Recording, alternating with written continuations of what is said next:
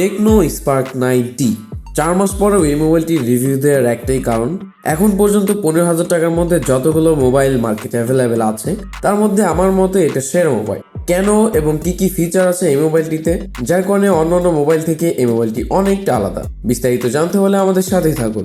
আপনি যদি tech related video দেখতে পছন্দ করে থাকেন, আমাদের চ্যানেলটিকে সাবস্ক্রাইব করে রাখুন। প্লাস্টিক বডির এই মোবাইলটিতে খেয়াল করবেন ইউনিবডি স্ট্রাকচার ডিজাইন। মোবাইলটি দেখতে অনেকটা কেমন 19 নিওর মতো। আমাদের হাতে যে মোবাইলটি আছে ব্লু কালারের, এটি ডিজাইন ল্যাঙ্গুয়েজ আমার কাছে বেশ ভালোই লেগেছে। আর হ্যাঁ, মোবাইলটির পেছনে যেহেতু প্লাস্টিক বডি ইউজ করা হয়েছে, এই ম্যাটেরিয়ালের এই মোবাইলটি স্ক্র্যাচ পড়ার সম্ভাবনা অনেক বেশি। সো মোবাইলটি কেনার পর একটা ব্যাক পার্ট বা কেস ব্যবহার করার সাজেশন রইল। মোবাইলটি রাইট সাইডে দেখতে পারবেন ফিঙ্গারপ্রিন্ট সেন্সর, যেটার আনলক স্পিড আমার কাছে ফাস্ট মনে হয়েছে, এবং উপরের দিকে দেখতে পারবেন ভলিউম রকার। তবে ফিঙ্গারপ্রিন্ট পজিশন আমার কাছে একটু নিচের দিকে মনে হয়েছে, আর একটু উপরের দিকে হলে রেগুলার ইউজেসে অনেকটা সুবিধা হতো। লেফট সাইডে দেখতে পারবেন সিম ট্রে, বাটনের পোর্টসের দিকে আর 5টি মোবাইলের মতোই সবকিছু আছে মোবাইলটিতে। সামনের দিকে দেখতে পারবেন 6.6 ইঞ্চ 90 হার্জ রিফ্রেশের সমৃদ্ধ একটি IPS LCD প্যানেল। ডিসপ্লে রেজলিউশনে থাকছে 720 পিক্সেলের সাথে 1620 পিক্সেল। HD+ ডিসপ্লেটির অ্যাসপেক্ট রেশিও থাকছে 20.9, ডিসপ্লে ডেন্সিটি থাকবে 266 ppi। ওভারঅল ডিসপ্লের কালার অ্যাকুরেসি আমার কাছে ঠিকঠাকই লেগেছে। চিন এবং বেজেল নিয়ে কোনো সমস্যা মনে হয়নি। নিচের দিকে চিনটা একটু বড় লাগছিল, তবে এই বাজেটের মধ্যে পারফেক্ট। হাইলাইটে মোবাইলটি ইউজ করে দেখি তেমন কোনো সমস্যা হয়নি, তবে ডিরেক্ট সানলাইট ইউজ করলে একটু প্রবলেম হচ্ছিল। ডিসপ্লের উপরের দিকে একটি ওয়াটারড্রপ নচ অর্থাৎ ক্যামেরা সেকশন। মোবাইলটির rear panel triple rear camera setup দেখতে পেলেও অ্যাকচুয়ালি ডুয়াল ক্যামেরা ইউজ করা হয়েছে মোবাইলটিতে। 13 মেগাপিক্সেলের একটি মেইন ক্যামেরা অ্যান্ড 2 মেগাপিক্সেলের একটি ডেপথ সেন্সর। QVGA f2.0 অ্যাপাচারের একটি ক্যামেরা, যেটা খুব বেশি একটা কাজে আসবে না। এভারেজ পিকচার কোয়ালিটি আমার কাছে বেশ ভালোই লেগেছে, নাথিং ইমপ্রেসিভ। এক্সপোজার নিয়ে একটু প্রবলেম হচ্ছিল হাইলাইটে, তবে এটা কন্ট্রোল করা যায়। আর কিছু পিকচার স্যাম্পল হয়তো ডিসপ্লেতে দেখতেই পাচ্ছেন। আমার কাছে বেশ ভালোই লেগেছে মোবাইলটির 13 মেগাপিক্সেল ক্যামেরা।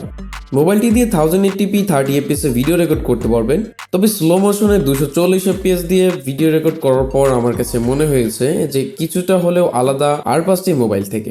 মোবাইলটির ফ্রন্ট ক্যামেরায় দেখতে পারবেন 32 মেগাপিক্সেলের একটি সেলফি ক্যামেরা। সেলফি কোয়ালিটি আমার কাছে 13 মেগাপিক্সেলের ব্যাক ক্যামেরা থেকে অনেকটা বেটার লেগেছে। এটার সেলফি কোয়ালিটি আমার কাছে এভারেজ লাগছে। আপনারা হয়তো দেখতে পাচ্ছেন, অ্যাজ এ গুড ক্যামেরা বলা চলে। এবার আসা যাক পারফরমেন্স সেকশনে। মিডিয়াটেকের Helio G37 chipset octa-core processor এই মোবাইলটিতে আছে, যেটা কিনা G35 এর থেকে আপগ্রেডেড ভার্সন।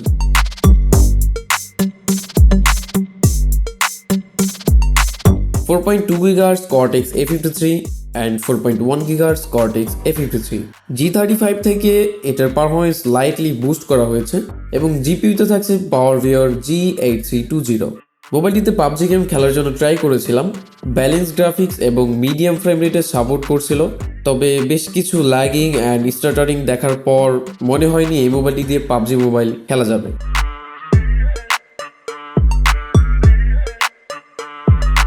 তবে ফ্রি ফায়ারের মতো ছোটখাটো গেমগুলো এই মোবাইলটিতে খুবই স্মুথলি রান করতে পারবেন। মোবাইলটির স্টোরেজে দেখতে পারবেন 4GB RAM and virtual RAM আছে 3GB, যেটা খুব বেশি একটা কাজে আসবে না। সোশ্যাল মিডিয়া ব্রাউজিং এর সময় একটু হলেও ডিফারেন্স দেখতে পারবেন। রম থাকছে 32GB eMMC 5.1।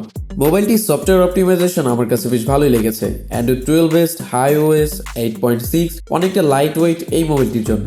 মোবাইলটির ইউআইতে কোনো বাগ ভাল্লুক দেখতে পাইনি, অনেকটা স্মুথ লেগেছে আমার কাছে। এবং টেকনোর এই মোবাইলটিতে বেশ কিছু ফিচার আমি দেখতে পেয়েছি। সো প্লেইং, অ্যাপ টুইজ, লাইস স্ট্যান্ড এবং ট্রান্সলেটরের মতো বেশ কিছু ফিচার এই মোবাইলটিতে পেয়ে যাবেন। সবশেষে এই মোবাইলটিকে জীবিত রাখার জন্য ব্যবহার করা হয়েছে 5000 mAh এর একটি লিথিয়াম পলিমার ব্যাটারি, যেটা দিয়ে গেমিং করার পরেও 7 ঘন্টা মতো ব্যাকআপ আপনি পেয়ে যাবেন।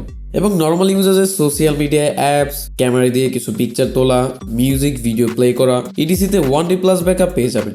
এবার কথা হচ্ছে 15,000 টাকা দিয়ে এই মোবাইলটিকে আদৌ কেনা ঠিক হবে কিনা। অ্যাকচুয়ালি এই মোবাইলটির দাম 12 থেকে 13,000 টাকা হলে অনেক বেশি ভালো হতো, তবে বর্তমান বাজারে প্রত্যেকটা মোবাইলের দাম অনেক বেশি।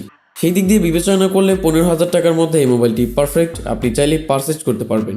তো এই মোবাইলটি সম্পর্কে আর কোনো প্রশ্ন আপনার মনে আছে কিনা আমাকে কমেন্ট বক্সে জানাতে পারেন। আজকের মতো বিদায় নিচ্ছি, দেখা হচ্ছে পরের কোনো এক ভিডিওতে। ততক্ষণের জন্য good bye, till then take care.